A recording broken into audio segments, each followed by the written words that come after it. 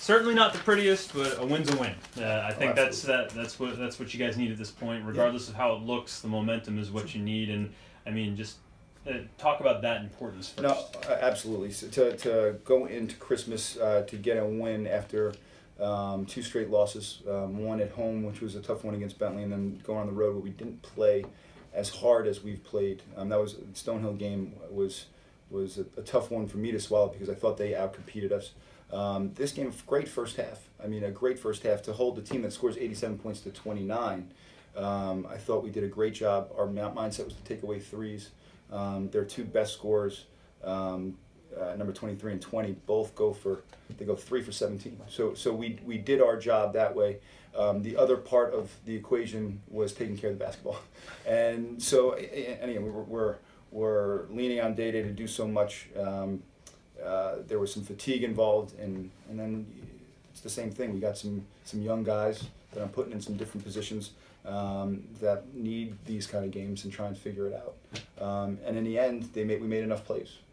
Whenever we broke the pressure, right, we scored. You know, we shot 60%, 68 in the second half, even as badly as we played. So, you know, obviously it would be nice to make some of those free throws down the stretch, but in the end, we got the defensive stops when we needed to. Well, where did you see the differences in that press break for you guys? Because again, I didn't see any big changes for what they were doing in terms of mixing up those looks on the press, but it just seemed like, you know, one possession you break it without any issue, and then the next it was just like, what's going on?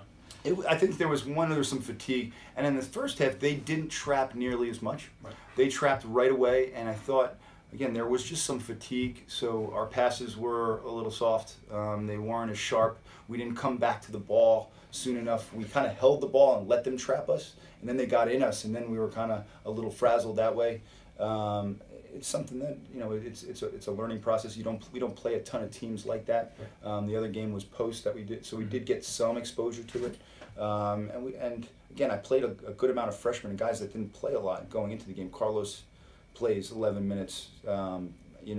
Mikey comes back, he plays 11 minutes. John Martin, I start him, play 11 minutes. So all those guys, had to come in and get their feet wet with it. So they'll get better.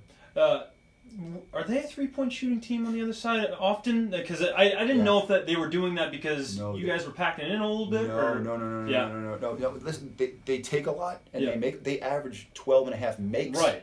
So we held them to under their average of makes, which again I thought we did a pretty good job of taking away some of their looks. Now they play really small, so they're 4s and 5s at times when they go small. That's a harder thing, and the kid Arthur who plays the 4 for them hit 4 for them, so that's a little bit tougher. That's why Eamon had to, he played 25 minutes. He struggles guarding the perimeter a little bit, so Remo came in, and Justin Lacey both did a decent job. Yeah, and it felt like too, again, because that was their game, and again they were just completely out of it. That benefited you guys because you were still getting a little racked up on the boards there because they did have a bit of an advantage height wise, but overall, again, you're forcing them to a lot of one and dones even when they're getting the offensive rebound. They're kicking it back out and they're missing it again. And they did exactly, and they missed a lot of shots. So again, we held them to 36% shooting. So that's where they got the 20 offensive rebounds. And we talk about that. That's been a frustration of mine. We work on it every day about blocking out, and we tend to want to go chase the ball or stand and look and watch. And that needs to change if we're going to be a great team or be able to compete with the better teams in the league. We have to be a better rebounding team, especially in the defensive glass. And then how did you feel about the guys finding a way in the end? Because again, there were the mistakes there, but in all reality, they still had that resilient, part of them.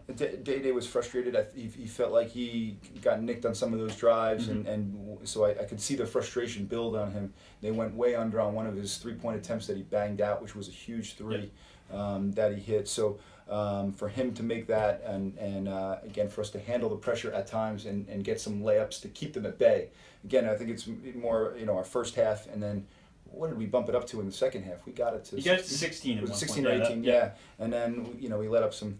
We just don't have the same focus defensively in second halves right now, and that's something that we continue to try and get them to be consistent and just care about.